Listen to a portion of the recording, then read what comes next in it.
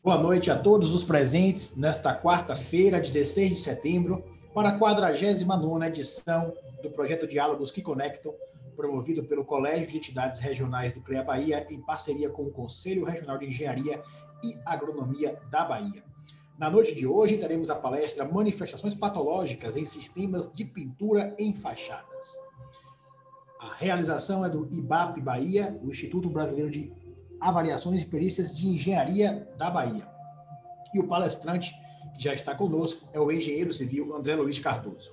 Antes do início da palestra, vamos à nossa tradicional mesa de abertura virtual e vamos ouvir agora o vice-presidente do IBAP, Wagner Santana.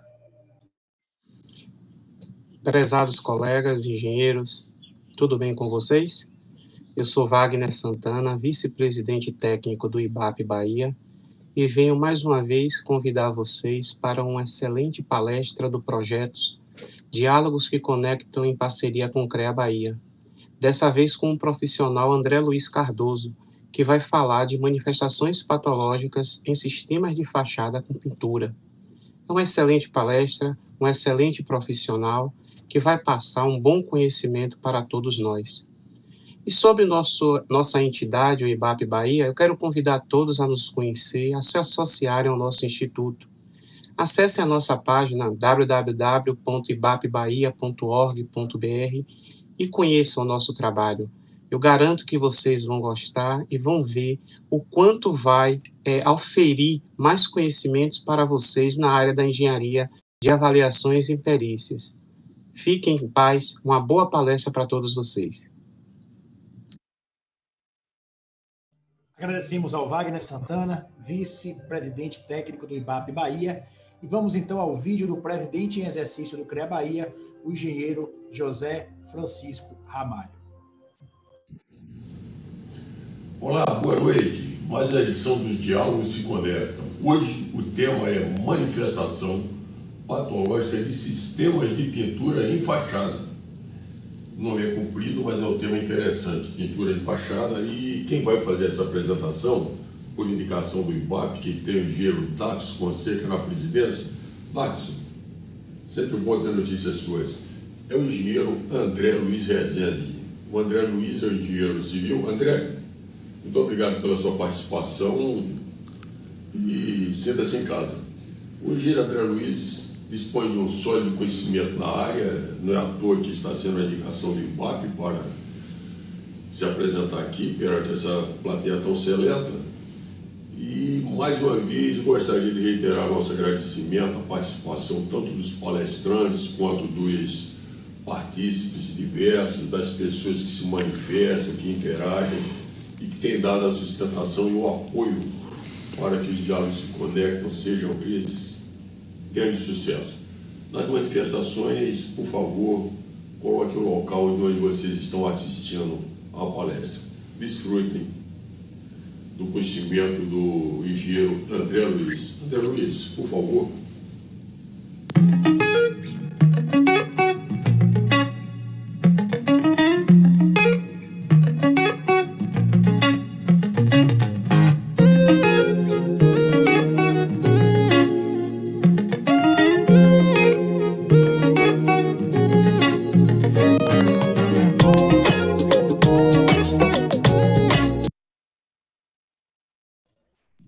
O engenheiro André Luiz, que está conosco na tela, vai aparecer conosco na tela agora, é engenheiro formado pela Escola Politécnica da Universidade Federal da Bahia. André, peço que você abra seu vídeo, por gentileza, André.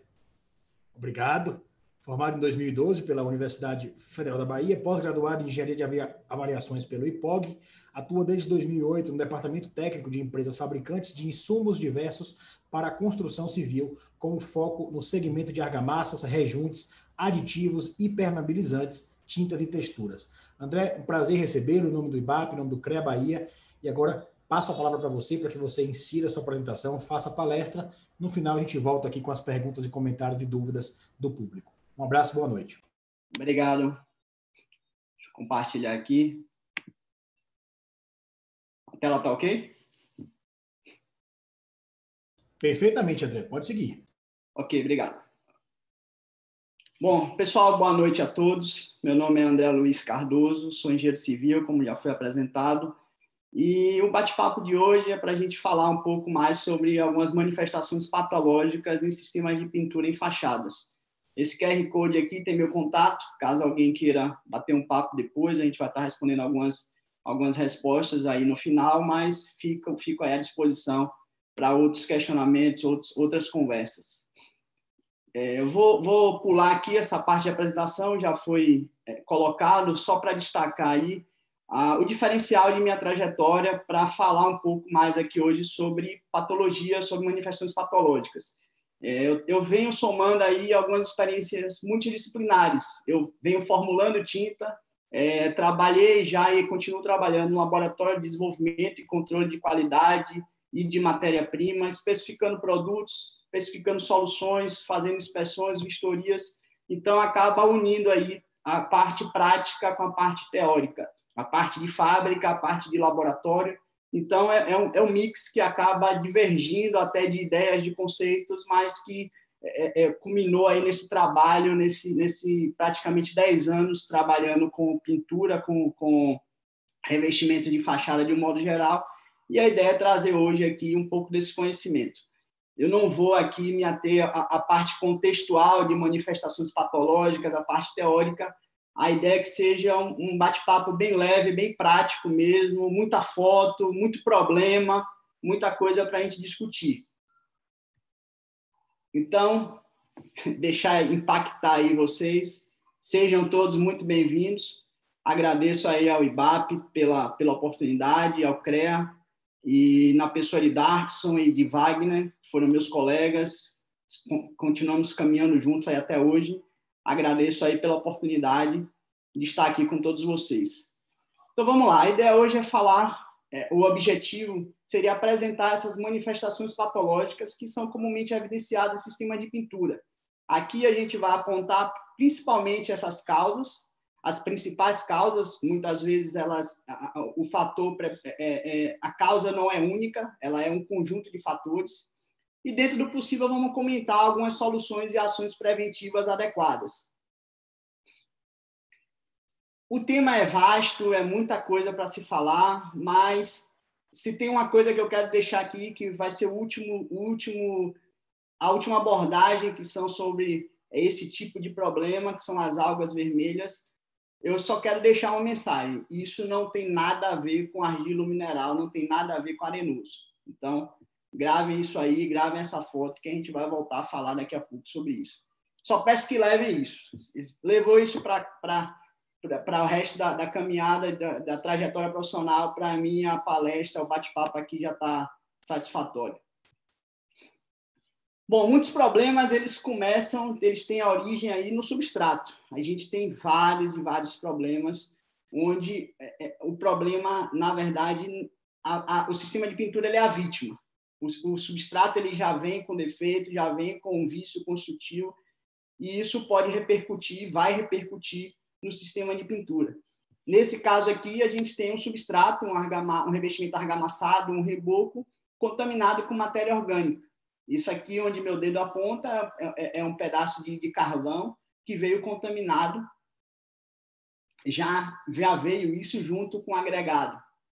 A mesma obra aqui, eu pude ter acesso à jazida do agregado miúdo, que vinha sendo utilizado para fazer essa argamassa de reboco, era uma argamassa virada em obra, rodada em obra. Então, ela já estava contaminada e não estava passando por nenhum processo de beneficiamento. Ou seja, utilizando uma areia natural, contaminada com matéria orgânica, a gente pode ver aí totalmente contaminada, você vê pela cor, você vê pela presença de torrões, pela presença de raízes. Então, isso está errado. Existe norma para a qualidade de areia, mais especificamente para concreto, mas que deve ser utilizado para argamassa. Isso não tem nada a ver com o sistema de pintura. Como eu falei, o problema já nasce no reboco. Então, nem sempre o problema da pintura, o problema da fachada com pintura, ele está associado à pintura. Ele já vem de antes. Um outro caso aqui, também contaminado, um reboco com a presença de materiais deletérios, materiais esses que vão reagir e vão trazer danos irreversíveis ao substrato. nesse caso específico aí, fez descolar todo o revestimento texturizado, todo em alguns pontos onde tinha essa contaminação.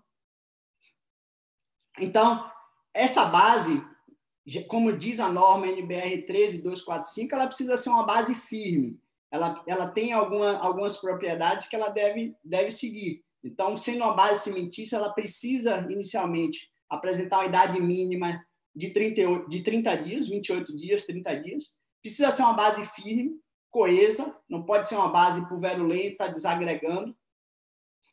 Tem que estar seca, não pode se aplicar pintura com a base molhada, com a base úmida, e isenta de contaminantes, o que não foi o caso das fotos anteriores, dos casos anteriores.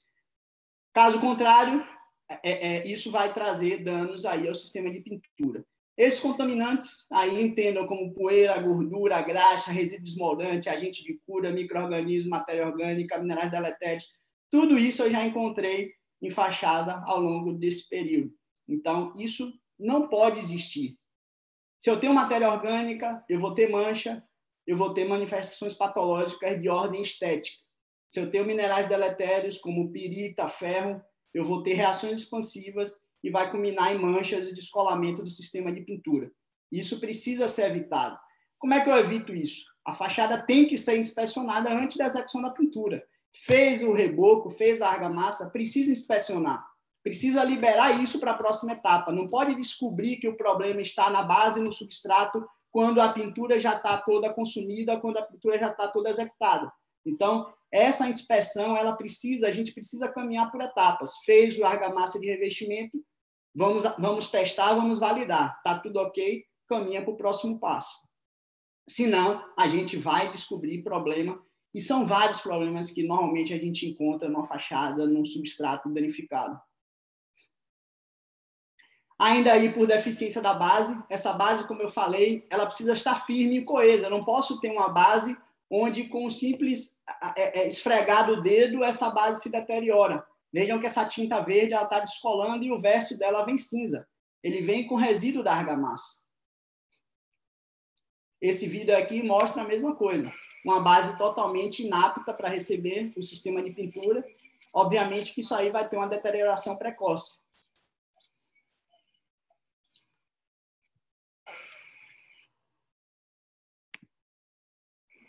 Outra situação aqui, contaminado com torrões de argila. Isso aqui vai resultar em absorção de umidade, expansões, e isso vai trazer um problema para o sistema de pintura.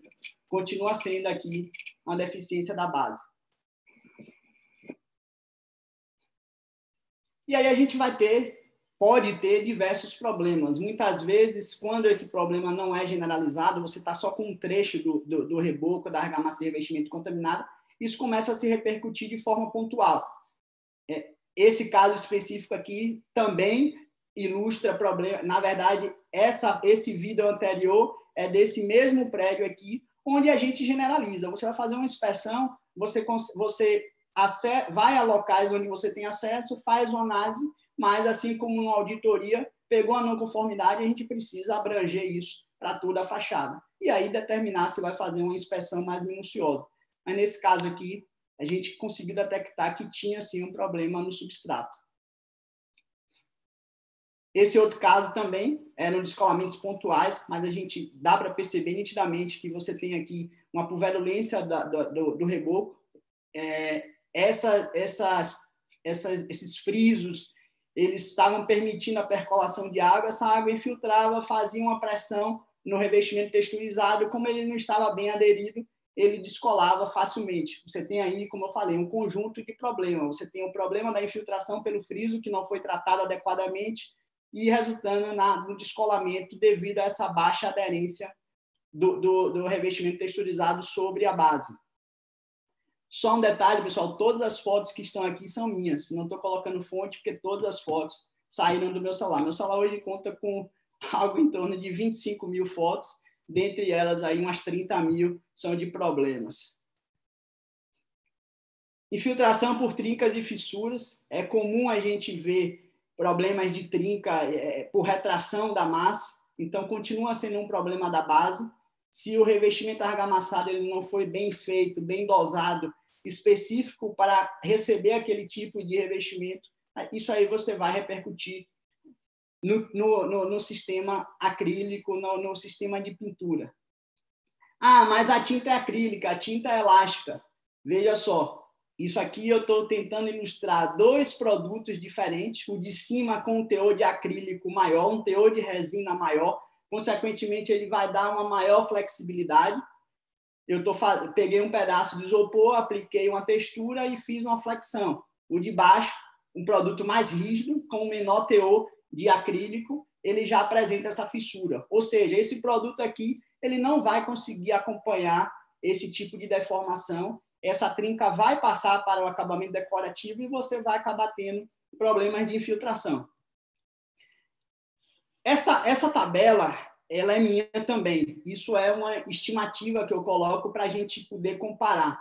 Se a gente entra no mundo da pintura, a gente tem aí várias classificações de produto. Se eu pudesse comparar, existem as tintas que o pessoal chama de combate, tintas populares, que você vai encontrar aí na loja por R$30. Só o balde da tinta custa 10. Como é que uma tinta na loja vai custar 30? Então, tem alguma coisa errada. Esse tipo de tinta, eu estou sendo bem generoso aqui, ele vai levar 3 a 4% de resina. Quando leva? Quando leva. Infelizmente, muitos fabricantes adotam práticas onde esse índice de resina aqui é muito pequeno. É aquele tipo de tinta que você encosta na parede com a blusa preta e você sai com a blusa melada de branco. Para a gente fazer uma tinta econômica, que seria uma tinta para uso exclusivo em área interna, de acordo com a norma, o mínimo de resina que eu preciso usar é 5,5%. Então, vejam essa discrepância. Se a gente parte para uma fachada, a tinta de entrada para eu pintar uma área externa seria ali standard, de acordo com a norma. Para eu fazer uma tinta standard, eu preciso lançar mão de 11% a 14% de resina acrílica na minha fórmula, para que ela atenda às exigências de uma tinta standard. Quando eu falo de uma tinta premium, eu estou falando de 15% a 20% de resina. Eu chego a ser quase o dobro de resina. Então, aquela diferença de um produto mais elástico e menos elástico vai se repercutir aqui, nesse teor de resina acrílica. Se a gente fala de uma textura, você vai encontrar aí no mercado texturas com vários teores de resina acrílica. Então, textura ainda é um problema muito maior, que não existe norma. A gente hoje lança a mão de algumas metodologias de argamassa, onde é possível fazer o arrancamento do revestimento texturizado. De forma análoga, a gente vai ter aí uma correlação com o teor de acrílico. Quanto maior o teor de acrílico, maior a aderência no substrato. E outros ensaios que estão vindo aí, a norma de textura vem sendo desenvolvida e certamente em breve a gente vai ter uma metodologia para avaliar. Hoje, infelizmente, fica à mercê do mercado. Você tem que conversar com o fabricante, entender a seriedade dele para que ele diga e especifique um produto correto. Entrando aí na parte de frisos e juntas, até eu comentei nos slides anteriores, esses frisos eles precisam ser impermeabilizados, precisam ser tratados. Essas cavidades não podem ficar com água acumulada, porque ela vai dar origem a outros problemas, seja uma infiltração para o lado interno da edificação, seja uma proliferação de micro-organismos, como já está acontecendo aqui, essas manchas pretas, seja um descolamento da pintura. A água é o maior inimigo. A gente precisa da água para construir, mas tem que se ver longe dela, livre dela, quando a edificação entra em uso. Esses frisos eles são decorativos, muitas vezes, mas não basta simplesmente aplicar uma tinta ou uma textura, precisa aplicar um produto correto. Isso aqui precisa ser impermeabilizado com uma manta acrílica, com uma argamassa cimentícia específica para isso. Então, isso aqui é muito importante, pois, como eu falei, isso pode dar origem a outros problemas. Como essa foto que eu estou repetindo aqui, que foi infiltração associada a uma baixa resistência do reboco, resultando aí em descolamento precoce desse revestimento texturizado. Como é que impermeabiliza? Como eu falei, manta líquida elastomérica ou argamassa elastomérica, como nesse exemplo aqui, um produto que a gente formulou, fabricou, onde eu tenho cimento e eu posso ter elasticidade altíssima usando polímeros específicos. Se você me perguntar entre a manta líquida e o sistema cimentício, eu, André, indico e recomendo o sistema cimentício. Existem produtos muito bons na linha de manta líquida, mas é bom a gente lembrar que a manta líquida ela é um material orgânico, ela é um polímero orgânico. Ao longo do tempo, ela vai se deteriorar. Aqui, lançando mão de uma argamassa, a argamassa é inorgânica, a durabilidade disso vai ser muito maior. E só para ilustrar, quem pergunta, o custo disso é muito alto, o preço, o meu custo não paga. Aqui um exemplo de alguns anos atrás, aí, coisa de 3 ou 4 anos atrás, mas não está muito longe disso, um edifício residencial de 26 pavimentos, gastou de material algo em torno de R$4.000. Se você dividir isso aí por 26 pavimentos, 4 apartamentos por andar, não chega a R$40 por unidade vendida. Isso é muito pouco frente ao que ele vai combater. Obviamente que eu estou falando aqui de material, não coloquei mão de obra aqui, mas ainda assim é um valor irrisório para que o benefício que você vai ter com esse tipo de impermeabilização. A fluorescência também é um problema que ocorre em pintura, é um problema conhecido aí já no sistema de revestimento como um todo. Normalmente, em revestimento cerâmico, a gente vê o rejunte esbranquiçado, o rejunte com aquela lágrima escorrida. Isso não é um problema da pintura. Isso normalmente ocorre quando você não tem o prazo. Um dos fatores é quando você não concede o prazo mínimo de 30 dias para a cura total, para a reação total daquele reboco. Caso tenha algum ponto de infiltração, essa água vai entrar, lixiviar essa cal livre e vai voltar para a superfície, reagindo com o gás carbônico e resultando nesse hidróxido de cálcio. Isso aqui é possível de limpar, mas é um problema estético que fica muito evidente quando você tem aí cores mais vivas. Obviamente que no branco você não vai conseguir visualizar. Mas vejam que tem uma trinca aqui de fora a fora, longitudinal, e a água está infiltrando e trazendo essa carbonatação, essa fluorescência para a superfície. Como é que eu corrijo isso? Aí é que está. Você precisa pensar nisso desde o início da obra.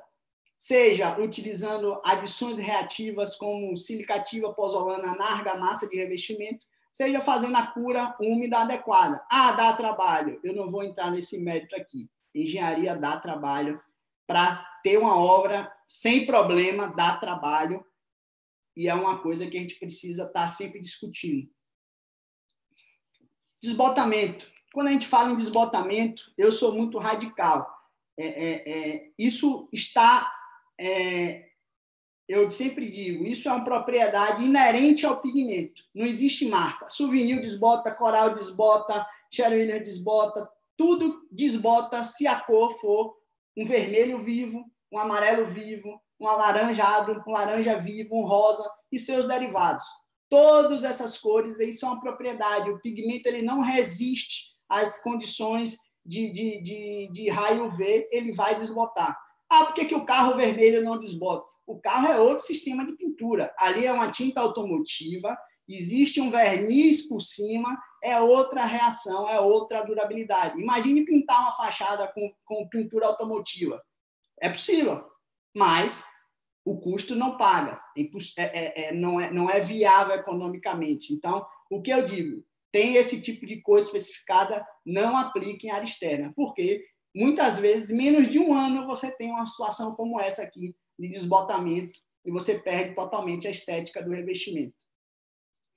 Os pigmentos aí, eles são divididos basicamente em orgânicos e inorgânicos. Isso aí o fabricante ele tem o dever e ele pode lhe informar a partir da cor que você escolher, mas é só seguir basicamente essa regra. Vermelho vivo, vermelho Ferrari, amarelo vivo, o amarelo da escola, para quem toma cervejinha, o laranja e rosa da Marisa e seus derivados. Todas essas cores vão desbotar. Se eu tiver um amarelo que seja mesclado, orgânico com inorgânico, é a melhor opção, mas ele vai desbotar a parte que é orgânica e vai deixar de forma residual o inorgânico. Ele vai ficar levemente amarelado, vai tender a desbotar, porque predomina o orgânico, mas você não perde toda a coloração. Aqui a gente tem um problema típico quando você tem um problema, mais especificação, a mais execução de um topo de parede. Aqui na esquerda, obviamente, não é um topo de parede, é uma jardineira, mas é para ilustrar esse acúmulo de umidade, esse acúmulo de água e de sujidades que vão resultar no dano estético, na deterioração precoce desse revestimento. Esse acúmulo de água ele pode trazer descolamento, ele pode trazer proliferação de micro-organismos. Então, aqui a gente tem duas situações. O muro, onde a textura, eu sempre digo, pintura, a textura não foi feita para trabalhar em plano horizontal. Ah, mas tem tinta de piso. Esqueça a tinta de piso, vamos falar de fachada. Não é para aplicar tinta no topo de muro, porque isso vai dar problema. Isso vai ser um item de manutenção recorrente. Isso aqui precisa ter uma argamassa polimérica, ou se tiver um custo mais acessível, um chapim, alguma peça que proteja esse tipo de substrato. Vejam aqui a mesma foto, dando um zoom. O bloco está aparente. A água vai infiltrar, essa alvenaria vai ficar constantemente úmida e vai resultar aí em problemas de proliferação de micro-organismos que a gente vai ver daqui a pouco. O certo seria instalar aqui um chapim, uma peça pré-moldada, seja ela de concreto, seja ela de granito, e fazer um assentamento com caimento. Não adianta também você fazer uma peça reta, porque vai acumular sujeira, a água vai empoçar e vai transbordar, e quando ela transbordar, ela vai começar a trazer toda a sujeira acumulada para o plano de pintura. Vejam que aqui na ponta tem uma pingadeira que também é indispensável para poder trazer essa durabilidade. Ah, mas não adianta colocar o peitoril e não fazer da forma correta. O peitoril aqui, além de estar curto, ele tem deficiência aqui do rejunte. Então, a água acumula no rejunte. Isso aqui, normalmente, o que acontece? O pessoal investe, coloca uma peça de granito, a peça fica muito junta uma da outra, às vezes você fica com 2 milímetros ou até menos. O rejunte, ele é rígido, ele vai trabalhar, vai trincar com 1 ano, ninguém vai fazer manutenção, não vai fazer revisão, e aí a água vai acumular e vai fazer todo esse caminho aqui, fazendo esse escorrimento. Então, não é só botar o peitoril, tem que botar da forma correta. A forma correta seria essa, mas o bendito do pintor veio aqui e melou de textura. Seja se foi má vontade, se foi negligência, se foi, eu não sei, se foi sacanagem, eu não sei, mas precisou eu chegar lá com meu olho podre para poder condenar. E esses problemas, a gente entra aí em uma questão de manifestação de micro-organismos. Isso talvez seja a curiosidade de muitos que estão aqui, porque Salvador hoje vive talvez a pior época de manifestação por micro-organismos. Não de fungos. Fungos a gente tem, mas normalmente o fungo ele não acontece na pintura. A pintura ela consegue resistir bem ao fungo, mas isso normalmente ocorre quando a gente tem aquele sistema de monocamada. Isso aí eu deixei só para ilustrar, mas isso não é uma pintura acrílica. Isso é uma argamassa decorativa, um reboco colorido, vamos colocar assim, que ele fica aparente. Na nossa região, isso não foi muito bem aceito. Aqui a gente tem um clima muito úmido, eu preciso ter realmente um produto que seja estanque, que não absorva, não seja higroscópico, não absorva a umidade para evitar essa proliferação. Então, a parte de fungo, normalmente, quando a gente tem isso, é na área interna, numa área que você tem pouca ventilação. Em fachada, quando a gente vê, normalmente, não é sempre, pode acontecer na pintura? Pode, mas normalmente são em casos onde a gente tem um sistema de monocamada. Esse caso aqui também, você tem aí proliferação de fungos e algas, de forma generalizada. Essa obra aí teve problema com menos de 1 ano. Antes de entregar, a obra já estava toda empipinada. Pé de parede, acumulando. Aqui já é para ilustrar os problemas de algas verdes, mas também tem as vermelhas aqui nos cantos de janela, onde a água, justamente como eu falei anteriormente, essa água fica acumulada. E aí, se você não faz o peitoril da forma correta, se você tem acúmulo de água, você tem esses problemas. Manchas de fungos, algas verdes ou vermelhas está diretamente ligada à umidade. O que é que precisa ser feito? Essas obras onde a gente vai ter problema de acúmulo de umidade nas janelas, a gente precisa impermeabilizar.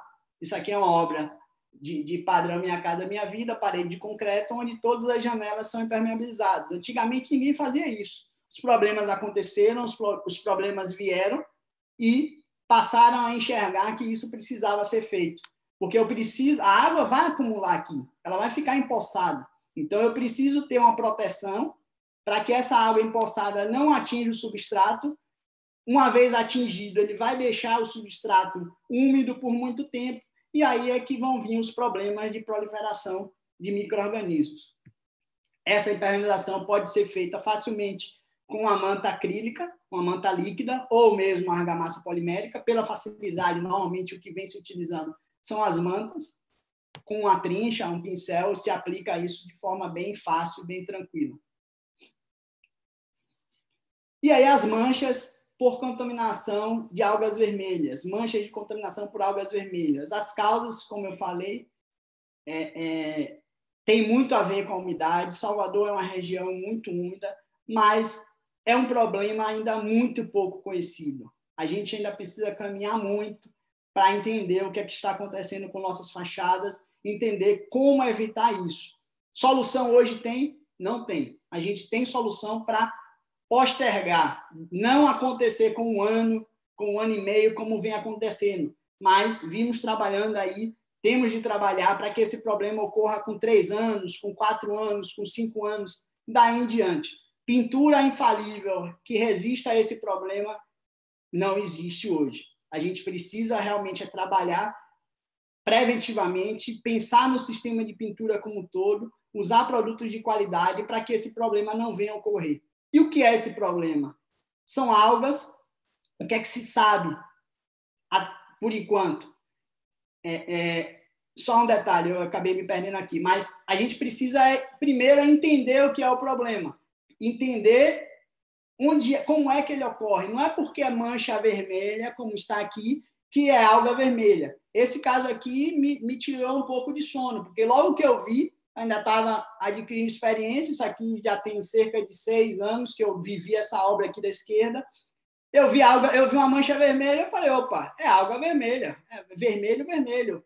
Coloquei um produto que eu já tinha desenvolvido para limpar e a mancha não sumia. Aí eu comecei a mexer, pensar, não é porque é vermelho que é alga vermelha. Nesse caso aqui da esquerda, a gente apurou e o problema vinha de lá do início, problema no substrato. O substrato estava contaminado com minerais reativos e estavam formando essa mancha. Não me perguntem o que foi exatamente, a gente ainda não, a gente já parou esse caso, mas a gente não levou isso à frente. Simplesmente isolamos o substrato, reaplicamos a textura e conseguimos contornar o problema. Mas o problema aqui não era a alga vermelha. Na direita aqui também, mancha avermelhada, mas o problema não é a alga vermelha. Aqui é água com um alto teor de ferro, manchas de ferrugem repercutindo aí no sistema de pintura. Tem uma facilidade, uma forma de você tentar detectar. Essa alga vermelha, ela tem uma característica que ela tem tipo um pólen, que são pigmentos que ela produz nos seus filamentos. Quando você passa o dedo na superfície que está pigmentada, vamos dizer assim, ela potencializa a cor, ela muda de cor, ela fica levemente amarelada. Aqui foi o efeito da foto, mas ela vai ficar levemente alaranjada ou até amarelada. Então, a gente consegue entender que é uma mancha por algas vermelhas. Normalmente, esse problema, essas contaminações, elas estão associadas a outros problemas. De baixo aqui você olha, a fachada está íntegra, mas está com as manchas. O que é que está acontecendo? Nesse caso da esquerda, eu já tenho descolamento, a base ficou exposta. Por cima, no platibanda, eu não tenho impermeabilização. Então, isso é uma colônia, ela vai se proliferar em algum ponto e ela vai se espalhar de forma absurdamente rápida e vai realmente contaminar toda a fachada. vejam que esse plano de fachada aqui, esse plano de fachada não tem contaminação. Por quê? Já se sabe que isso normalmente ocorre em fachadas com determinadas exposições, normalmente fachadas norte e sul, onde a exposição às chuvas são maiores e a incidência de sol é menor. Consequentemente, ela fica úmida por mais tempo. Em cima do prédio aqui, um prédio já bem danificado, aqui a gente vê todo o beiral do platibanda totalmente danificado, que vai permitir a percolação de água. Aqui do lado direito, a gente vê que sequer foi aplicado textura. Aqui, ninguém tinha visto isso, era lá em cima no prédio, eu subi para poder fazer uma inspeção e verifiquei que o reboco estava exposto. Malmente tinha um selador e o prédio estava entregue. Então, o problema começou por esse ponto e foi se espalhando. Pelo lado de dentro, esse caso aqui específico, essa textura não era, eu consegui detectar por conhecimento, por inspeção tátil visual, pela granulometria do material, pela resistência ao risco do material, eu detectei que isso daqui não era textura, isso aqui era massa acrílica. Simplesmente, final de obra, era para esse acabamento aqui acompanhar a fachada e não foi feito isso. Simplesmente pegaram a massa acrílica e aplicaram nessa parte de dentro. A massa acrílica não tem a proteção contra fungos e algas que a textura, que o material que foi fabricado e formulado para ficar exposto tem. Então, o problema potencializou. Veja que aqui dentro está muito mais crítico e aqui pelo lado de fora da fachada já está mais protegido. Essa foto já tem alguns anos, esse prédio hoje já está bem mais contaminado porque nada foi feito, nenhuma intervenção foi realizada.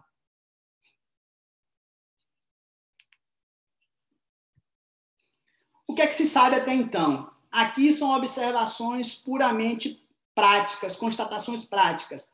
Não se tem ainda um estudo concluído sobre isso. O que se sabe, o que dá para a gente saber e até atestar é que não tem nada a ver com arenoso, como eu falei no início.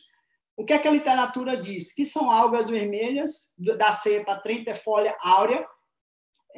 Eu gostaria de chamar a atenção aí que um estudo vem sendo realizado aqui na Universidade Federal da Bahia pela aluna Milena Borges, sob coordenação e orientação do professor Francisco Gabriel, onde certamente vamos ter aí resultados que vão contribuir muito para o avanço da engenharia no que diz respeito ao sistema de pintura. É um trabalho multidisciplinar envolvendo várias áreas, não só a parte da engenharia, onde vão ser feitas análises químicas, análises térmicas, microbiológicas, para que a gente possa tentar entender um pouco mais sobre esse problema e se prevenir. Eu já venho lutando com isso há muito tempo, já fiz extrações dessas algas, coloquei em tubo de ensaio, mandei para São Paulo, para laboratórios que desenvolvem o algicida, que é o veneno que combate essas algas, só que ele não nasce avermelhado, ele nasce verde em criadouro, em cativeiro, nas condições de laboratório, ele não nasce como nasce na fachada. Então, é um problema ainda muito complicado de se combater. A coloração avermelhada, como eu falei, ela resulta de pigmentos carotenoides nas células das algas. Normalmente, desenvolve-se em fachadas voltadas para norte ou sul, justamente porque você vai ter índice de chuvas em fachadas específicas, você vai ter as fachadas que são mais expostas, que recebem uma carga de chuva maior ou menor. E aí, por que não tratar de forma diferente? Por que não impermeabilizar essas fachadas? Trabalhar com argamassa de revestimento com menor potencial de absorção. Isso tudo pode ser trabalhado no traço da argamassa, pode ser trabalhado no sistema de revestimento como um todo. Mas precisa pensar. A gente precisa pensar nisso antes, e não na hora de simplesmente compra a tinta, aplica a tinta para a gente poder resolver o problema. Então, eu deixo isso aqui como caso tenha estudante, caso tenham pesquisadores, para que a gente avalie melhor essas condições. Essa parte aqui é a outra fachada de um daqueles prédios que eu mostrei. Veja que ela está perfeita. Ela não tem nenhum índice de incidência. Então, é possível ter uma fachada protegida. Essa fachada ela não é das piores em termos de concepção. Vejam que aqui em cima ela tem um friso. Eu defendo muito que essa saia na parte de cima ela exista, porque isso vai fazer com que vai dissipar esse fluxo de água, vai impedir também que essa água continue lixiviando e ela esteja ali carregando a fachada e levando todo o efeito algicida da tinta. Na maioria das vezes, como eu falei, o problema ele ocorre associado à presença de trincas e pontos de acúmulo de água na fachada, como eu falei aí, seja um peitoril, seja uma trinca existente, seja algum ponto de passagem de antena onde fez o furo e não fez a correção. Maior incidência em edificações com um formato que possibilita maior fluxo de escorrimento de água na fachada, como eu falei. Esse tipo de detalhe arquitetônico isso é muito necessário, isso é indispensável. A concepção arquitetônica da edificação ela vai ser crucial para a durabilidade do sistema de pintura. Isso aqui vai funcionar como uma pingadeira. A tinta não vai sofrer com a lixiviação da água de chuva. É melhor ter isso aqui e danificar essa parte, esse trecho, e repintar e lavar só esse trecho do que eu ter que tratar a fachada toda. Então, defendo muito que esses frisos, que esses detalhes existam para que a gente tenha uma fachada mais duradoura. Vejam que esse prédio aqui também tem, isso seria o formato correto. Esse prédio já não tem, é o que a gente chama de formato caixão.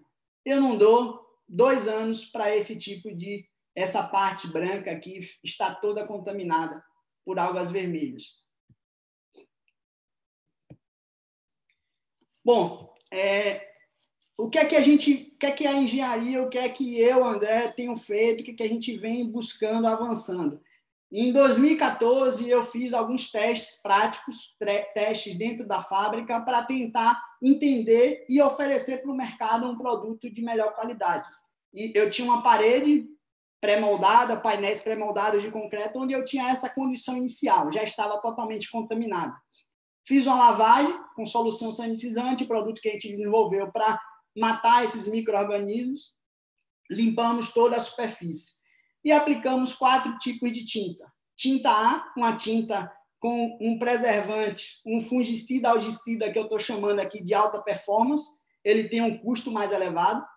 A B, sem preservante nenhum, ou seja, não tem proteção antifúngica e anti-algas nenhuma. Tinta C, peguei um preservante convencional, preço de mercado, que normalmente todo mundo usa, produto de prateleira. Você chega ali na Ferreira Costa, chega na Tem de Tudo, as tintas que estão ali vão estar com esses preservantes convencionais, questão de custo. E a D, também um segundo produto de outra marca. E aplicamos aí essas tintas, esses 4 padrões, para fazer uma análise da performance. Deixamos o tempo rodar, decorrido aí 9 meses, a gente começa a ver uma leve contaminação na amostra B, que não tinha fungicida, algicida algum. Então, é um sinal. Uma tinta, uma textura que não tenha nada, ela vai ter problema com muito pouco tempo. Menos de 1 ano, começou uma leve contaminação. 10 meses, aqui, nesses 9 meses, foi quando começou o período chuvoso na região, aqui em Salvador, no mês de março. Aí, já em maio, a gente já teve, passado aí, esses 2, 3 meses de chuva, a gente já teve uma piora aqui na situação B, onde o produto sem fungicida algicida já praticamente estava contaminado. Amostra C, junho de 2015, decorrido aí 11 meses, vejam como está a alta performance, branquinho ainda. Amostra B contaminada, na foto não dá para ver, mas uma leve contaminação já estava acusando aqui nas amostras C e D, que são os fungicidas algicidas de mercado. Lembrando que isso aqui é um teste crítico. Todo o entorno, ele permaneceu contaminado. Isso foi proposital. Eu não tinha como, eu queria fazer um teste comparativo. Eu queria saber se A era melhor que B, que C e que D. Apenas isso. A ideia não era definir quanto tempo ele iria durar. Então, a gente manteve o entorno contaminado para poder entender quem era o melhor na situação. Julho de 2015, tempo decorrido 12 meses, 1 ano, a gente tem aí a amostra A de alta performance ainda sem manchas. E o que é que a gente pode concluir nisso daí? Eu cheguei a formular produtos com essa característica aqui de alta performance para algumas empresas. A gente teve um bom resultado, não 100% como a gente esperava, a gente tem buscado aí no mínimo 5 anos, mas ainda não temos isso de fato. Temos aí casos com 3, 4 anos, mas o que é que dá para a gente concluir? Essa tabela eu fiz aí para... Isso foi uma constatação minha, isso não tem nenhum viés científico, como eu falei no início, somente questões práticas, mas para a gente tentar entender qual seria a melhor opção de trabalho. Se eu tenho um produto super econômico, um produto que tem quase nada de fungicida algicida, e eu tenho fachadas norte e sul, com pontos de infiltração de água e fluxo intenso na fachada, eu vou ter uma alta probabilidade de contaminação precoce. Contaminação vai ter, eu estou falando aqui de contaminação precoce, menos de 1 ano. Muitas vezes o problema ocorre no primeiro ciclo de período chuvoso. Fez a obra em dezembro, chegou o período de chuva, março, abril, maio, em junho, normalmente, esse problema já vai acontecer. Então, é um problema muito crítico. Se eu tenho um produto econômico, mas eu tenho uma fachada bem protegida, sem pontos de infiltração, isso aqui você já ganha um pouquinho. Você já vai ter uma probabilidade moderada. Você sai de alta probabilidade para moderada. Você consegue durar 1 ano.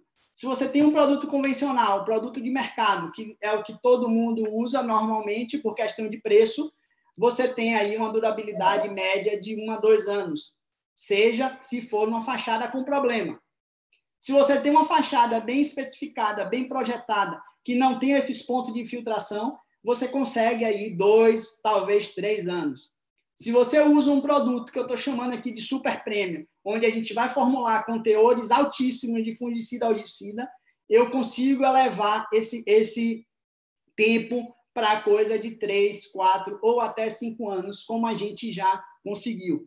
Custa mais caro, ele chega a onerar aí num saco de textura de 15 quilos, vai onerar coisa de R$20, algo em torno disso, vai onerar aí coisa de 50 ou 60 reais num balde de tinta de 18 litros, mas a conta que precisa fazer é dessa durabilidade. Então, vejam que não é só questão de produto. Eu preciso associar produto de qualidade com uma fachada bem pensada, uma fachada com os pontos de infiltração tratados para que o problema não venha a ocorrer. Bom, para concluir aqui, como eu falei, a manifestação das algas vermelhas ela independe da marca de tinta.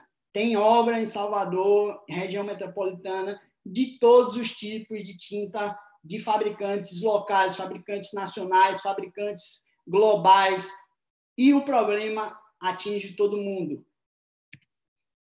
É um problema ainda pouco conhecido, como eu falei.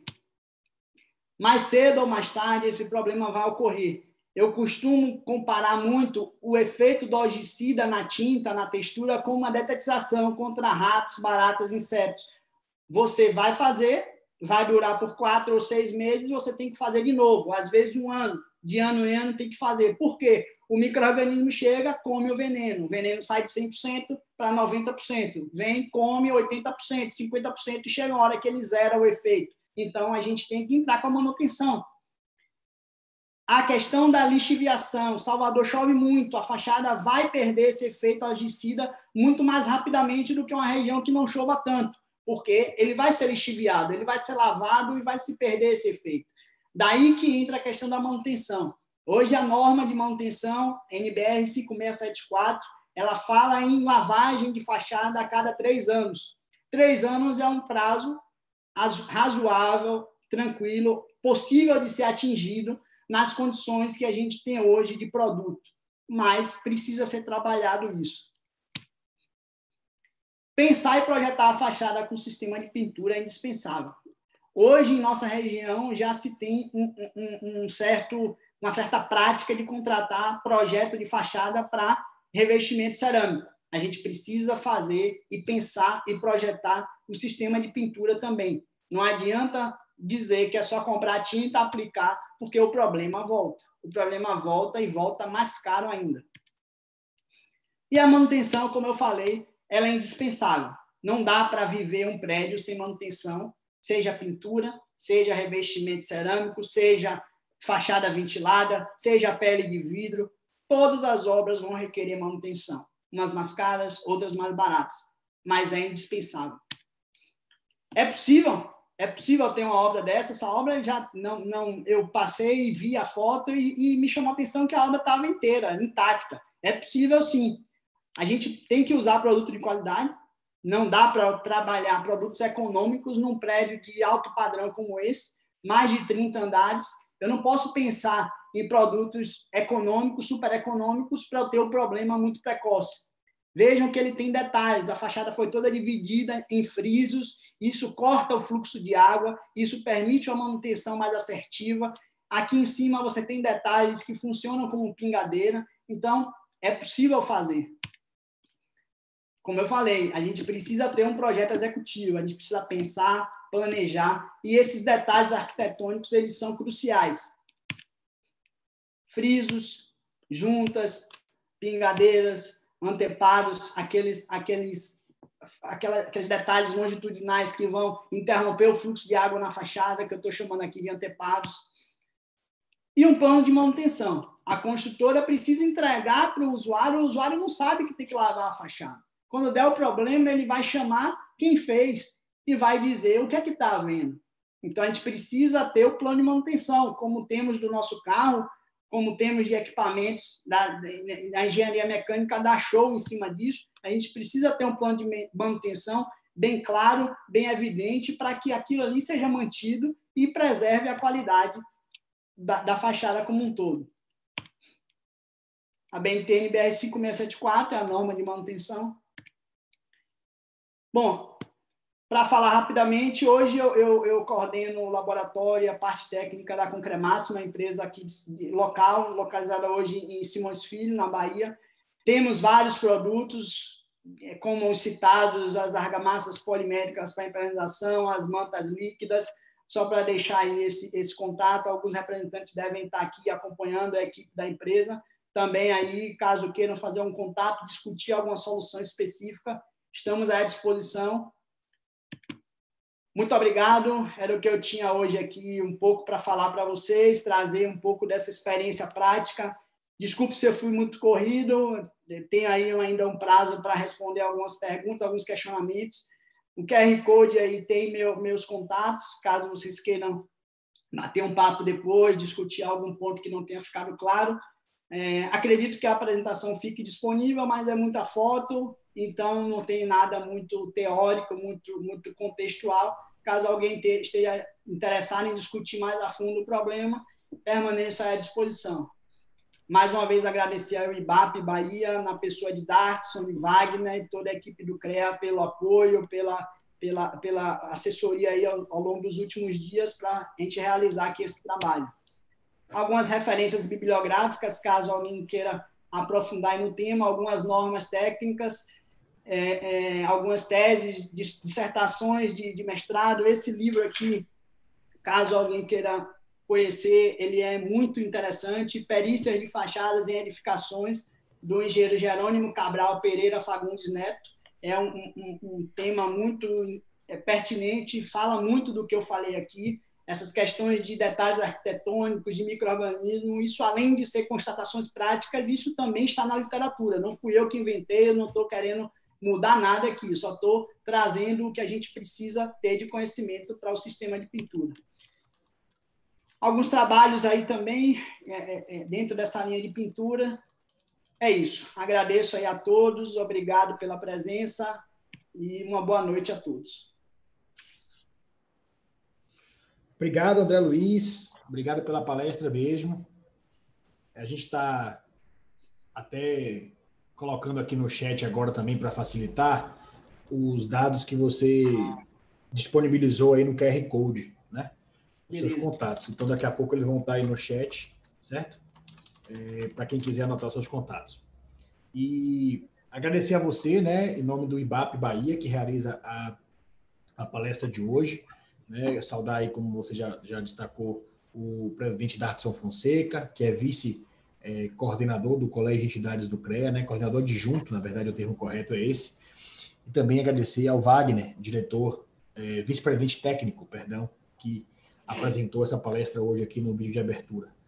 André, foram muitos comentários aqui no chat, as pessoas participando bastante, elogiando sua palestra, algumas dúvidas aqui que nós vamos trazer no decorrer deste bate-papo agora. Antes, só pedir ao pessoal aí que quem puder, quem quiser, pode se inscrever no canal do CREA, tá? Para ser notificado sempre que tiver uma nova palestra, sempre que tiver uma nova live ou um novo vídeo. Então, se inscreve no nosso canal. Peço também que deem o joinha, né? Curtam a palestra de hoje, para que essa palestra seja melhor lida pelo YouTube e navegue, né, para outras pessoas, né? Quando vocês curtem a palestra aí embaixo, dão um joinha, vocês ajudam o algoritmo do YouTube a ler melhor o nosso conteúdo e divulgar não só a palestra, mas o canal do Conselho Regional aqui de Engenharia e Agronomia da Bahia, principalmente a palestra de hoje, Diálogos que Conectam Manifestações Patológicas em Pintura de Fachadas, do nosso querido André Luiz. E aí, André, aos poucos eu vou aqui destacando as pessoas que estão participando. Eu vou pedir para você tirar aí, se for possível, a sua apresentação, para ficar mais... e abrir sua câmera. Isso, agora está perfeito. E vamos aqui às perguntas para que você possa ir respondendo e nós vamos saudando também as pessoas que estão presentes aqui, a Lua Santos, o Caio César Pereira, a Emiliana Menezes, o Antônio Sérgio Ramos, o Paulo César, a Erlane Galhardo, o Wagner, que já falamos, José Fidelis, que já foi também palestrante aqui no Diálogos, o Antônio Ferreira, a Nelma Oliveira e o engenheiro Gustavo Diniz também aqui presente, assim como o Felipe Novaes. Daqui a pouco vamos dar as instruções para quem quiser emitir o certificado da palestra de hoje, tá, pessoal? Daqui a pouquinho nós vamos passar aí. O Caio Amaral fala, acompanhando essa live, essa excelente live promovida pelo CREA e pelo IBAP. Obrigado, Caio. Parabéns aí e obrigado pela participação. O Francisco Braga pergunta para você, André, como credenciar tintas antes do uso na fachada de acordo com a NBR? Veja só, existem algumas normas hoje para tinta. Normas essas que vão avaliar resistência à abrasão, que isso tem muito a ver com o teor de resina que tem na tinta, mas você não determina aquele percentual, como eu citei ali nas tabelas, você faz uma analogia. Se der altos ciclos de lavabilidade, é porque o teor de resina é maior. Se deu umas baixas, é porque é menor.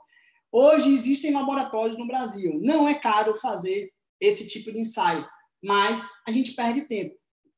Temos laboratório no Ceará, temos laboratório em São Paulo, temos laboratórios em alguns outros estados. Infelizmente, aqui na Bahia, a gente ainda não tem. Mas existem ensaios, sim, que podem ser executados de acordo com a norma, mas você não vai ter muita informação. Você vai ter, principalmente, essa questão de lavabilidade, para o caso da tinta, onde você pode, por analogia, verificar se essa tinta tem uma boa, média ou má resistência, ou baixa resistência. Para textura, é um problema. Não existe norma. Não existe norma de textura.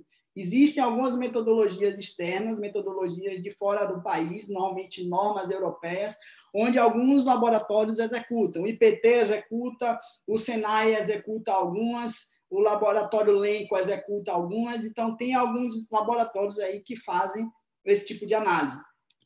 Antônio Sérgio, da Axis Engenharia, acho que está aí presente, ouvi um comentário dele, ele já fez alguns ensaios de arrancamento também de sistema de pintura, de textura, então a gente também pode, não existe norma ainda, mas esse tipo de metodologia vai contemplar a norma de textura, que são avaliações que a gente pode fazer.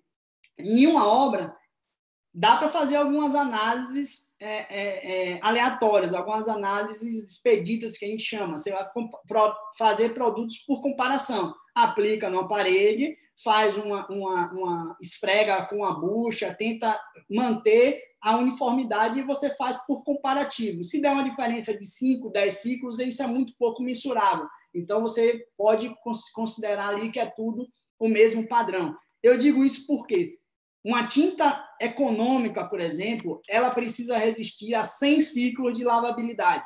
São 100 ciclos de uma escova passando em cima de uma cartela específica, onde ela vai resistir e você vai classificar ela como econômica. Eu já peguei tinta do mercado, não vou citar nomes aqui, nem me lembro mais, já tem tanto tempo, onde a resistência à lavabilidade não chegou a 1. Foi eu ligar o equipamento e a escova arrancou a tinta fora. Então, essa tinta eu nem comparo, nem tem como classificar como econômica. Isso, em um teste prático na obra, você consegue, é só você melar o dedo de água e passar na parede que essa tinta vai soltar.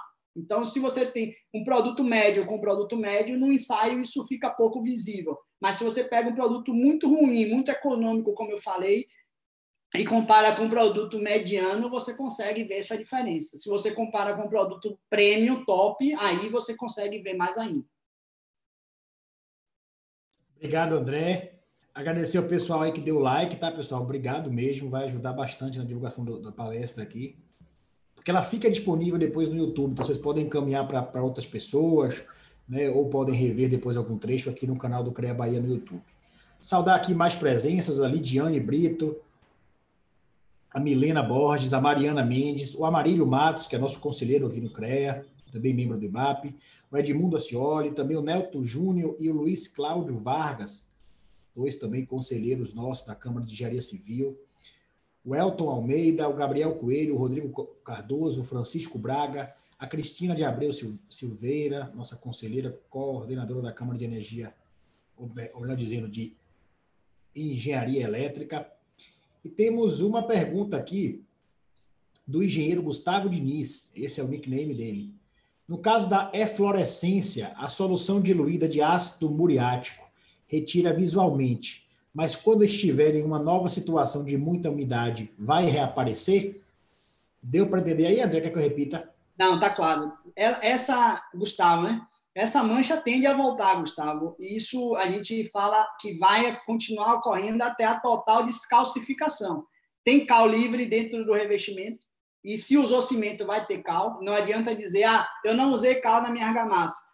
Um dos subprodutos da reação do cimento é a cal. Então, essa cal fica livre, ela vai estar suscetível a ser lixiviada. Se tiver infiltração, essa cal vai aflorar e vai voltar a mancha.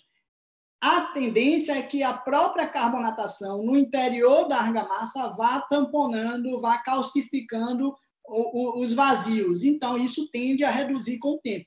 Mas simplesmente lavar, se tiver o fluxo de água, entrou água, tem uma trinca, umidade de dentro para fora, o problema pode sim voltar, mas ele tende a voltar numa agressividade, vamos dizer assim, numa potência menor e vai cada vez mais decaindo essa mancha. Bacana, bacana. Vamos seguir aqui, Walter Flick presente, o RCC Engenharia, perfil do Instagram, nosso parceiro também presente. Valeu, RCC. A Fabiane Oliveira aqui presente. É recorrente, a Fabiane comenta aqui, são recorrentes as anomalias biológicas em tintas, dentre elas a contaminação por algas, esta que degrada a aparência, resultando em uma coloração avermelhada. Isso foi um pouco do que você comentou hoje na palestra, não foi isso, André? Isso. E o José Fidelis, né, nosso também membro do IBAP, foi um dos palestrantes aqui, saudar ele aí com muita gratidão por estar conosco hoje. Ele pergunta: como resolver problema de pintura ou revestimento no rodapé de casas por danos causados por umidade, por capilaridade? Boa noite, Fidelis, grande referência aí do nosso mercado na parte de avaliações. Boa noite.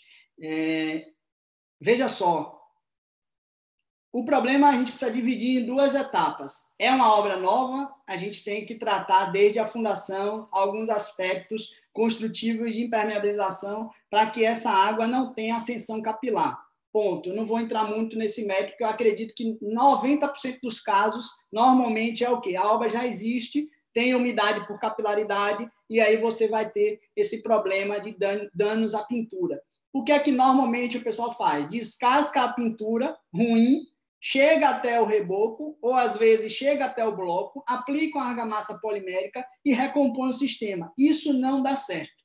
Isso vai ter uma durabilidade, normalmente 1 ano, no máximo 2 anos, e o problema volta. Por quê? Porque o reboco está em contato com o solo. O reboco ele é higroscópico, ele absorve a água. Aí você pegar uma bucha e colocar num copo com água. A água vai subir pelos capilares.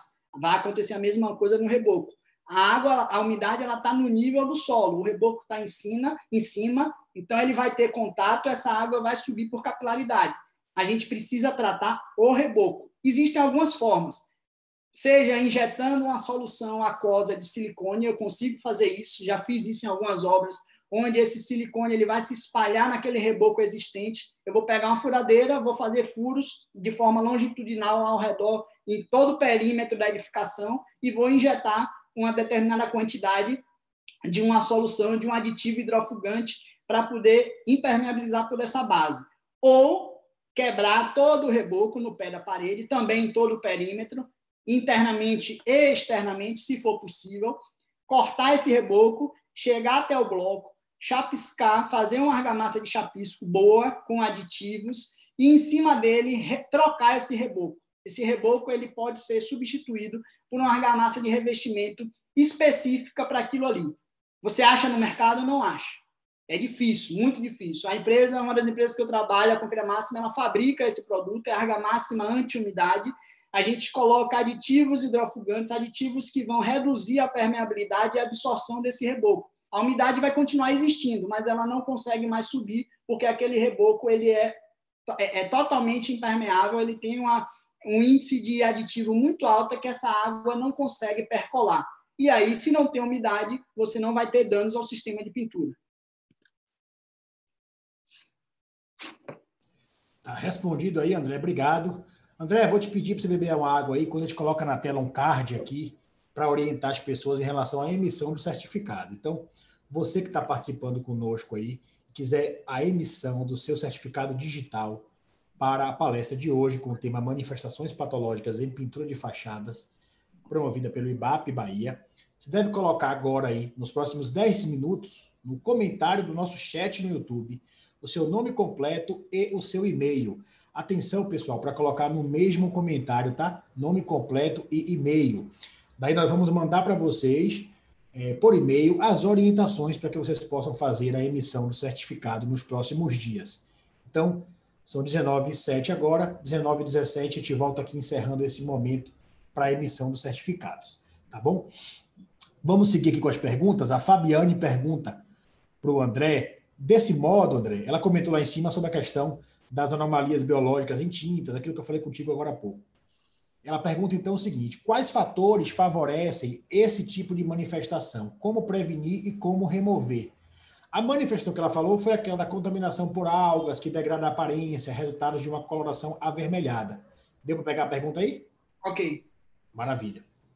Bom, Fabiane, veja só, é um conjunto de fatores. A gente precisa lançar mão de produtos de qualidade. Primeiro ponto é isso. Eu fiz uma tabela ali para comparar uma estimativa ali, volto a dizer, são constatações práticas, não é nada científico, uma estimativa de durabilidade de um produto econômico. Como formulador de tinta, eu digo que é um produto econômico, é um produto que você não vai ter um teor adequado de resina acrílica, não vai ter um teor adequado de hidrofugante, não vai ter um teor adequado de fungicidas e algicidas. Então, a gente precisa usar um produto de qualidade, ter uma edificação que permita dissipar o fluxo de água, utilizando aí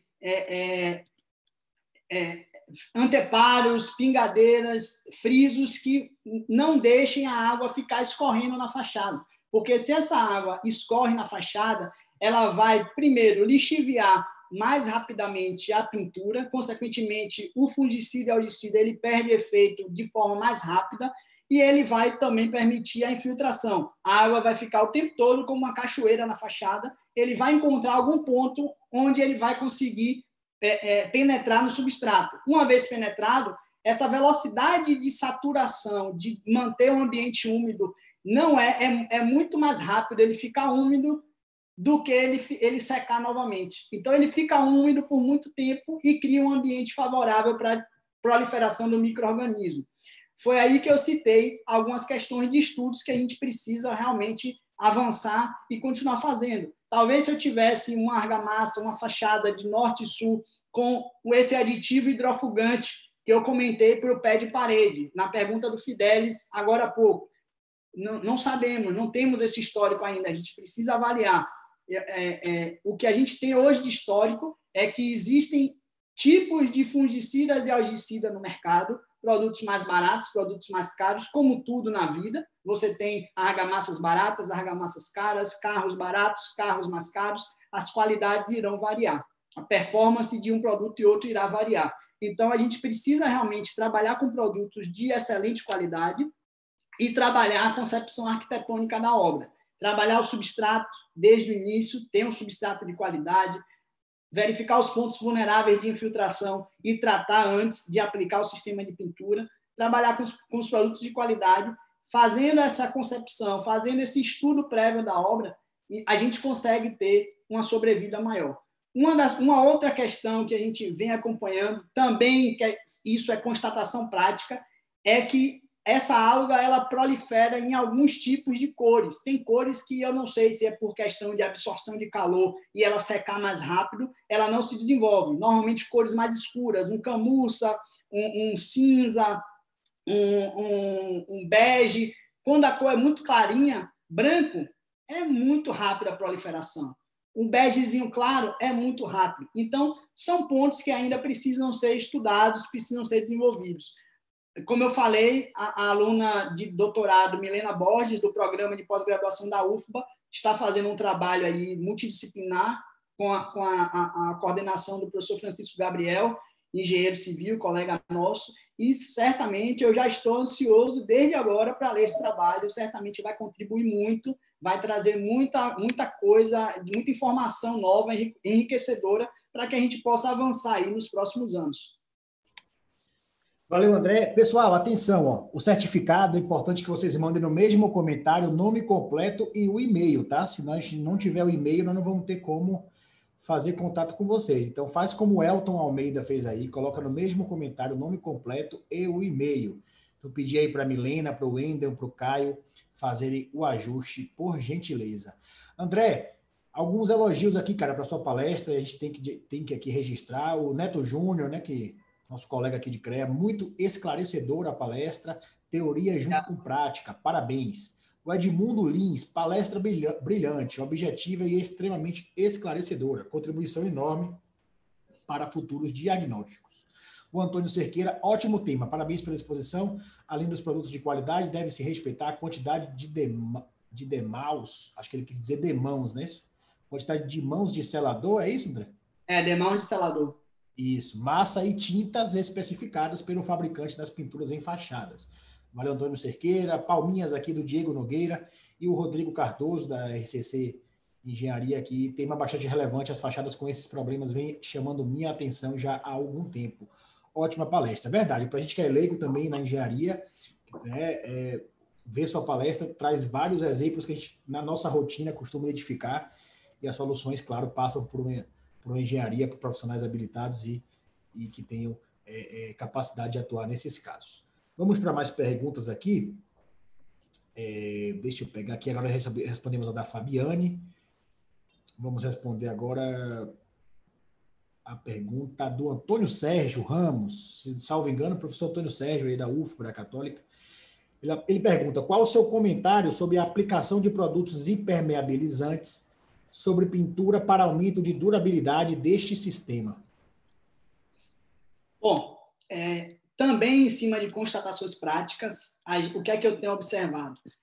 As fachadas com pintura, normalmente, elas se dividem em pintura direto no reboco, pintura acrílica lisa direto no reboco, pintura acrílica lisa em cima de massamento, uma massa acrílica, selador e pintura. Pode ser uma textura, um revestimento texturizado, que nada mais é do que uma tinta mais espessa, vai ter uma ranhura, vai ter uma espessura maior. Em alguns casos onde você tem, antigamente os fabricantes não faziam a textura já pigmentada, ele fazia uma massa branca, uma massa sem cor, e depois você aplicava uma tinta de cor por cima. A constatação que eu venho tendo é que a melhor durabilidade ela consiste em você aplicar a textura e depois você aplicar a tinta lisa por cima, obviamente que sendo uma tinta de boa qualidade. Tem um caso em uma obra aqui em Salvador, onde foi aplicado uma textura, um revestimento texturizado. Essa obra aí já deve ter seus 5 ou 6 anos, e essa obra teve alguns problemas de microfissura na fachada. E o consultor, na época, o consultor especialista em fachada, não era daqui da Bahia, ele especificou que foram ser aplicadas 3 demãos de uma tinta elastomérica. A tinta elastomérica é uma tinta com teor de resina lá em cima, uma tinta que vai ter uma qualidade absurda e, consequentemente, vai impermeabilizar. Essa fachada está perfeita. Essa fachada, eu não consigo ver todos os planos de fachada, mas onde eu passo, onde eu consigo ter visão, ela está perfeita. Então, sim, a impermeabilização sobre a pintura, você usar uma tinta acrílica premium, uma tinta boa, com um teor adequado de fungicida, algicida, você cria uma película impermeabilizante e aí você minimiza essa absorção de água pelo substrato. O grande problema de algas de pintura, seja algas, seja mofo, ele está associado à absorção de água. Os outros problemas também, como eu falei, a água precisa ser isolada, a água a gente tem que se ver livre da água. Então, a gente tem que ter uma edificação concebida para que essa água fique longe. Então, sim, a aplicação de um produto impermeabilizante, seja sendo um produto acrílico, um produto como uma tinta acrílica, uma manta acrílica, alguma coisa dessa linha, ele vai, sim, aumentar a durabilidade do sistema de pintura. Bacana, bacana. Legal, vamos nessa aqui.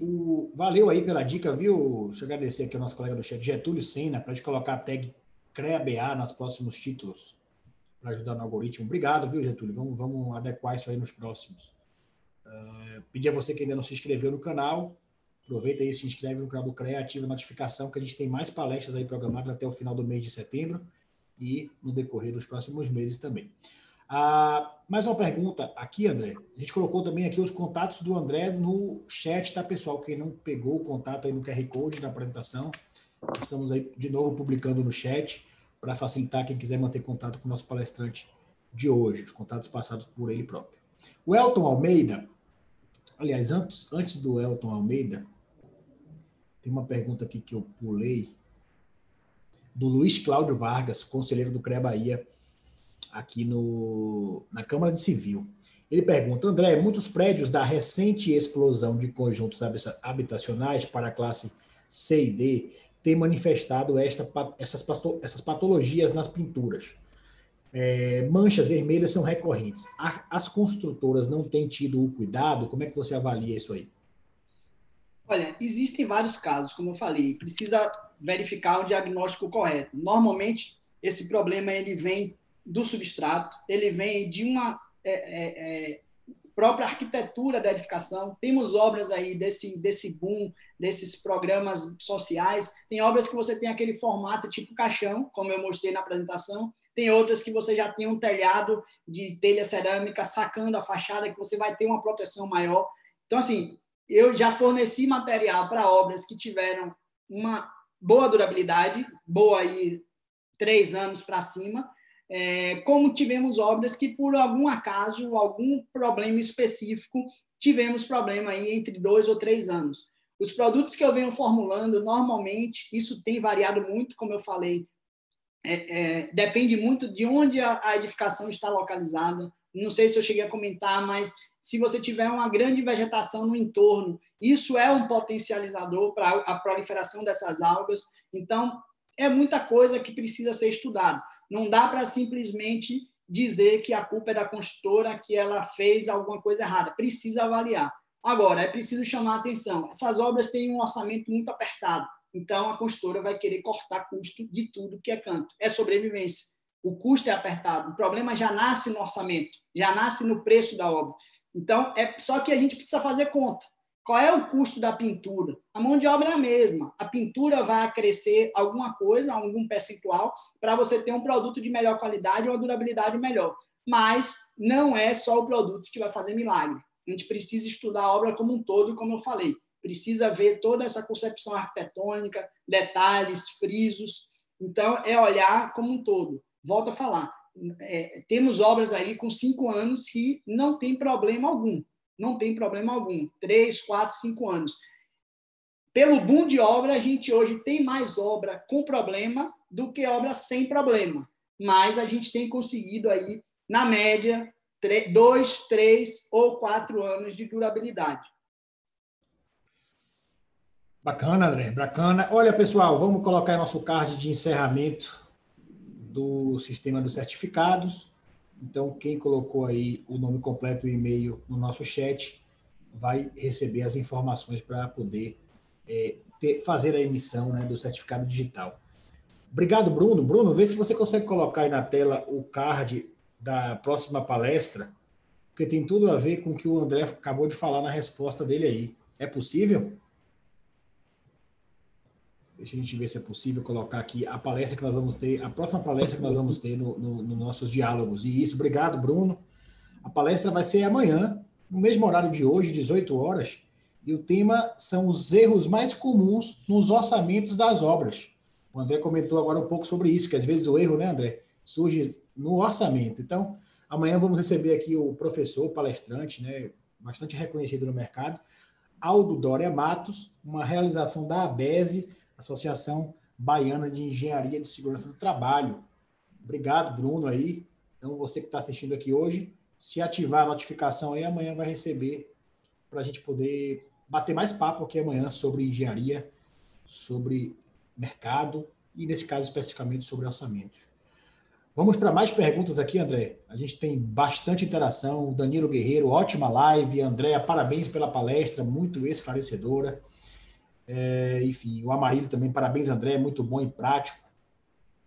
Teve uma sequência de perguntas aqui, mas antes deixa eu fazer a pergunta da professora Cristina Abreu. Ela fez uma pergunta aqui a respeito do seguinte: como resolver trincas em prédios cuja fachada não é de parede e de esquadria em madeira ou alumínio? Como resolver trincas em prédios cuja fachada não é de parede, são fachadas de esquadria em madeira ou alumínio?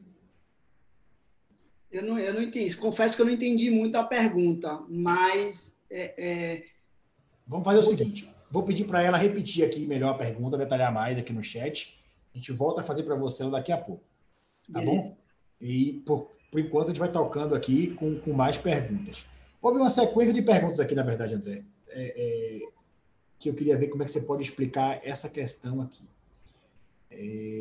A primeira é do Antônio Sérgio, para você comentar um pouco a existência de norma brasileira e suas especificações para tintas da construção civil.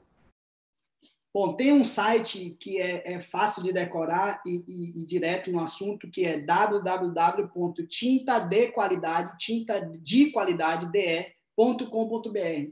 Esse site é do programa da Abrafat, da Associação Brasileira dos Fabricantes de Tinta, onde você vai ter lá as normas técnicas que são pertinentes ao sistema de as tintas. Textura, como eu falei, não tem norma. Hoje, as normas basicamente avaliam, como eu falei, a resistência da tinta, a resistência à lavabilidade, cobertura úmida, cobertura seca. Tem alguns outros ensaios secundários onde a gente vai avaliar se a tinta contém chumbo, se contém alguns metais pesados, mas que não vão interferir aí na questão da performance, como a gente está tratando aqui. Algumas outras análises vêm sendo estudadas pela ABNT, pela Associação Brasileira de Normas Técnicas, e vão vir normas aí, justamente para tentar definir melhor esse tempo de proliferação, de resistência à proliferação de micro-organismos. Tem normas de textura que estão vindo. Então, basicamente, hoje, eu considero que as normas para tinta são normas meramente comparativas e qualitativas. Você consegue dizer se o produto A é melhor ou pior ou igual ao produto B. Você consegue comparar ele, mas você não consegue ter uma previsibilidade na fachada de como ele vai se comportar. Por quê? Porque tem outros fatores que são preponderantes, como eu já comentei aqui. Então, basicamente, as normas elas estão nesse site que eu comentei, www.tintadequalidade.com.br. São análises que são feitas, inclusive, também pelo Inmetro, que regula a qualidade aí de diversos segmentos do país. Já teve até matéria no Fantástico há anos atrás, falando sobre a questão da qualidade das tintas no país. Mas o grande problema é que existem milhares de fabricantes no Brasil. Milhares. Só em São Paulo, uma vez me disseram que era algo em torno de 500 fabricantes. Na Bahia, Por baixo aí são 50, já deve estar beirando aí seus 70. Então, não parece, mas existe muito fabricante. E tem os fabricantes sérios, os fabricantes que vão aí para a questão de querer vender, apenas vender, e vende com preço comprometedor, porque não dá para ter qualidade com preço baixo. Você pode ter preço justo, mas preço baixo é muito complicado. Você pegar uma tinta de R$30, como eu comentei, um balde de 18 litros, numa loja, onde é que está a margem de lucro do lojista? Porque só o balde custa 10. Então, com R$20 somente, ou sei lá, R$5, você não faz 18 litros de tinta. Pelo menos uma tinta de qualidade. Bacana. O Elton Almeida pergunta aqui qual material usar em infiltração nas paredes e infiltração entre as paredes e a esquadria, segundo ele, com manchas vermelhas.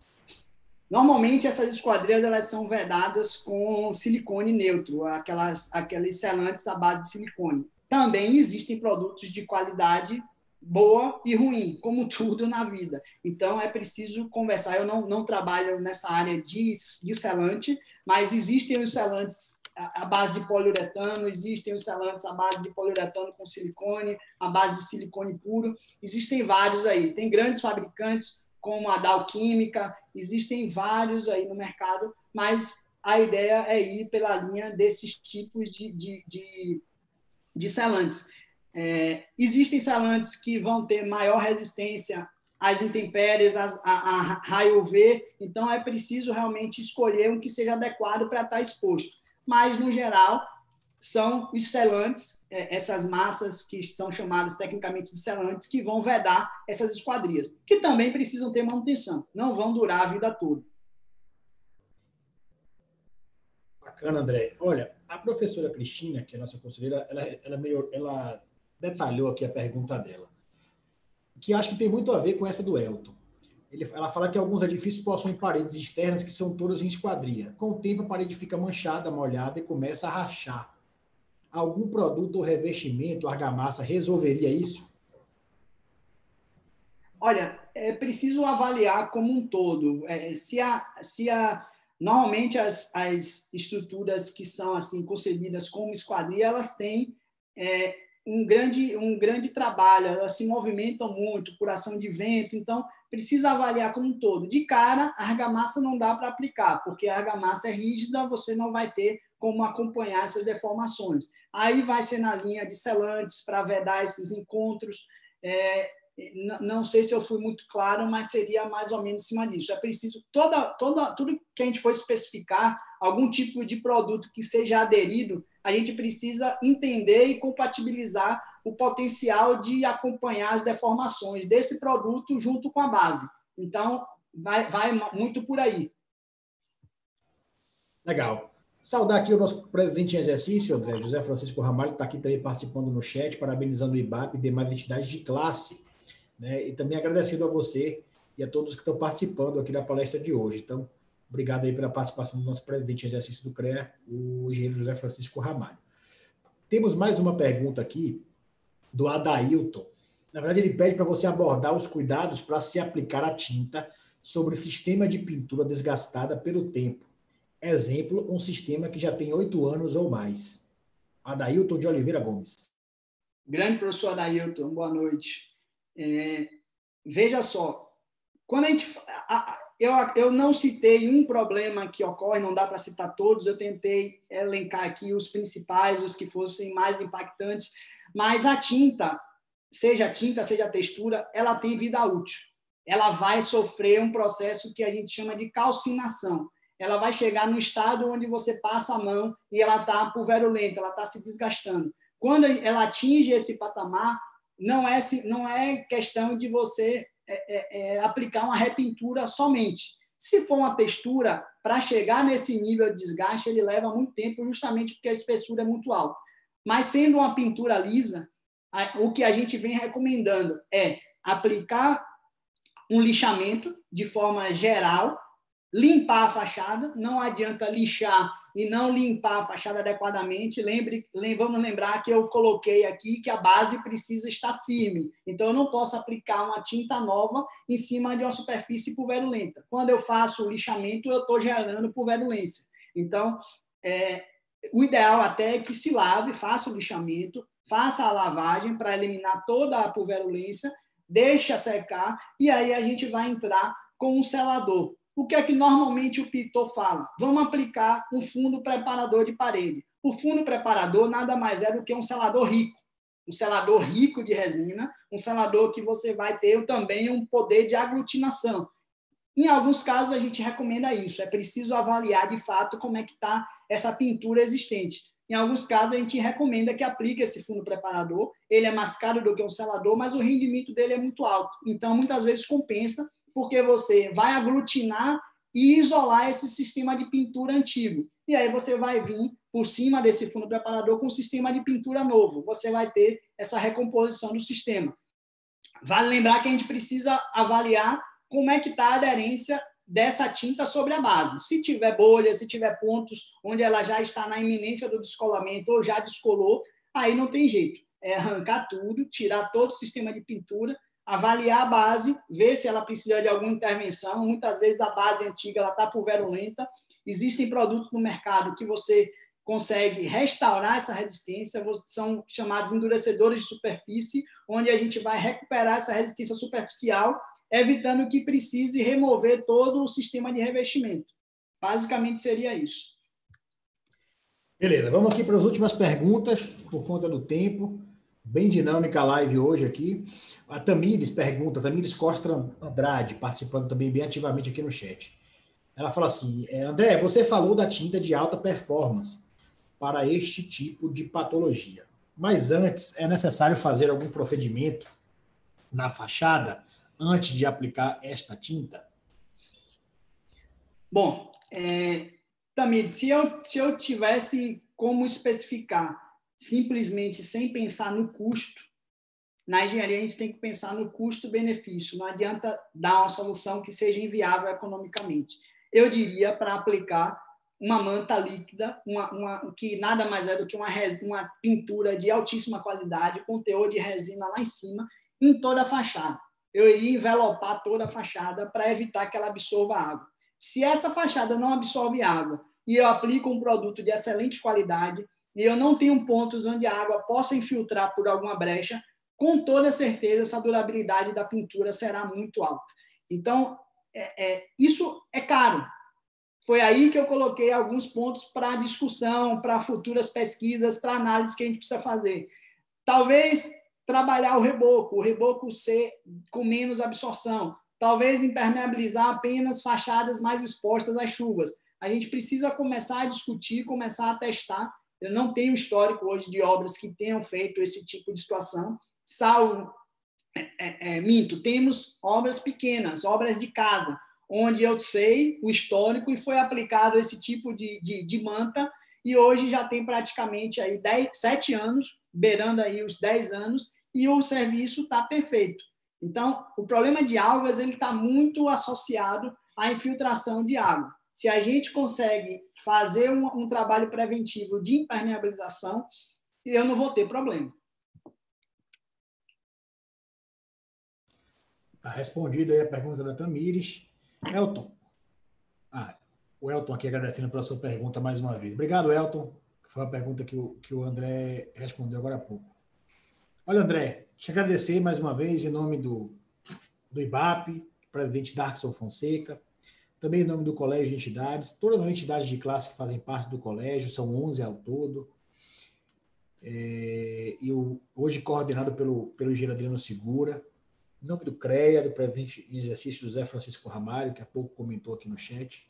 Obrigado pela sua participação de hoje, pela palestra. Aqui pelo chat a gente vê que houve muita interação, muitas pessoas dando feedback bastante negativo, bastante positivo, da palestra.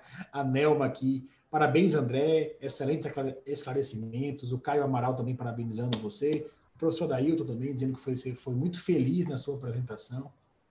O Danilo dizendo que foi uma ótima live. Então, assim, é bacana quando a gente vê que conseguiu levar conteúdo relevante. E você, André, foi bastante seguro em tudo que você falou. Enfim, encantador ouvir mesmo você sobre esse tema que você trabalha e domina. Vou te dar para você fechar, mas antes de você fechar, eu vou fazer a última pergunta aqui para a gente não ficar sem responder todo mundo. E aí você responde a pergunta e já vai para as suas considerações finais, beleza? Ok. É da Jaqueline. Ela fala assim, ó: temos encontrado cada vez mais revestimentos assentados com argamassa utilizando, eu acho que ela quer dizer, das mesmas argamassa como rejunte, inclusive com indicação para isso em suas embalagens. Qual a sua opinião sobre isso? Bom, essas argamassas a gente comumente chama de argamassa de assentamento e rejuntamento simultâneo, onde nada mais é do que uma argamassa colante colorida. Eu costumo dizer que isso é um produto híbrido, ou seja, ele não vai ser 100% argamassa e não vai ser 100% rejunte. As propriedades de uma argamassa colante são X, as propriedades do rejunte são Y. Elas são conflitantes. Então, eu fabrico esse tipo de produto, eu tenho um histórico de obra com excelente resultado, obras que já têm aí anos e não tem descolamento, não tem infiltração. Então, é um produto que, sim, funciona, mas ele não tem norma. A gente preza pela qualidade, pela performance da argamassa colante e deixa a desejar nas propriedades do rejunte. Se você pegar uma argamassa dessa e ensaiar com uma argamassa colante tipo 3, que é uma argamassa de fachada, ela vai passar 100%. Se você pegar esse produto e ensaiar com os 5, 7, não me lembro agora de cabeça, requisitos que se pede na norma brasileira para a argamassa de rejuntamento, ela vai deixar a desejar em 2 ou 3 requisitos. Vai ficar próximo, não é nada muito discrepante, mas ela não passa 100%. Então, é preciso deixar claro que não existe norma, é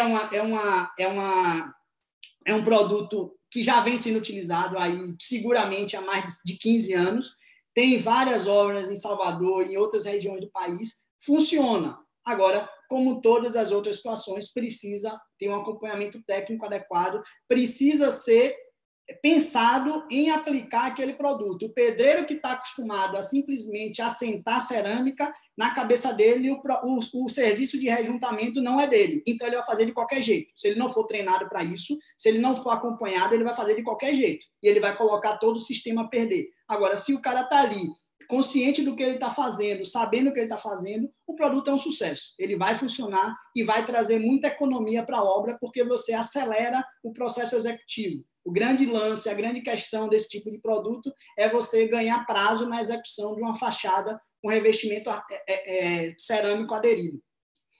Bom, agradeço aí para a gente terminar. Agradeço a presença de todos, agradecer mais uma vez ao IBAP e ao CREA, nosso conselho, que está com esse trabalho aí desses diálogos que conectam. A gente fez um trabalho aí de um treinamento com o pessoal da Condé, e aí Darkson, conversando com ele me convidou para esse momento aqui. Tem muito conteúdo, não dá para falar sobre tudo.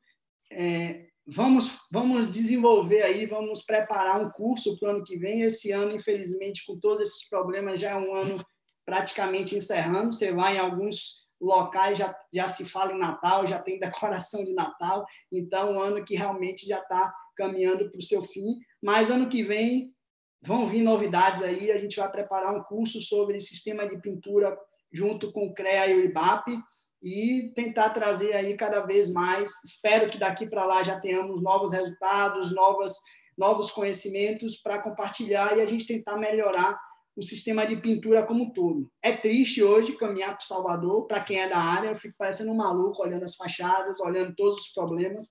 A gente tem muito problema, não é pouco, tem muito problema, e a gente precisa mudar isso, utilizando produtos de qualidade, querendo fazer um serviço diferente. Então, agradeço aí mais uma vez pela oportunidade, pelo espaço, obrigado a todo mundo que acompanhou, pelas perguntas, e fico à disposição, não dá para atender a todos, mas meus contatos estão aí, fico à disposição, quem quiser bater um papo, tomar um café, seja virtual, a gente está ainda em reclusão, né, na medida do possível, mas estou à disposição para qualquer novo esclarecimento. Obrigado a todo mundo, boa noite. Boa noite, André. Obrigado a você mais uma vez. Parabéns pela apresentação. A gente vai colocar agora um card nosso aí com seus contatos, para quem ainda precisar anotar aí. Então, tá na tela aí os contatos do André Luiz Cardoso. Você que não anotou, que não leu o QR Code dele aqui, um cara tecnológico, colocou o QR Code no fim da palestra para quem quisesse ler o QR Code, já salvar automaticamente. Eu fiz o teste aqui, deu super certo. Então, aí os contatos dele. Vamos mais uma vez lembrar o encontro de amanhã. Deixa eu ver se nosso querido Bruno está rápido aí. Vamos tirar aí o card dos contatos e colocar o nosso encontro de amanhã, 18 horas. Olha aí, rápido. Erros mais comuns nos orçamentos das obras com o engenheiro Aldo Dória Matos, palestrante e professor nacionalmente reconhecido da Associação Baiana. Amanhã, a realização é da Associação Baiana de Engenharia de Segurança do Trabalho. Obrigado a todos que estiveram conosco. Card de fechamento. E até o próximo Diálogos que Conectam. Antes de ir embora, se inscreve no nosso canal. Abraço. Boa quarta-feira a todos.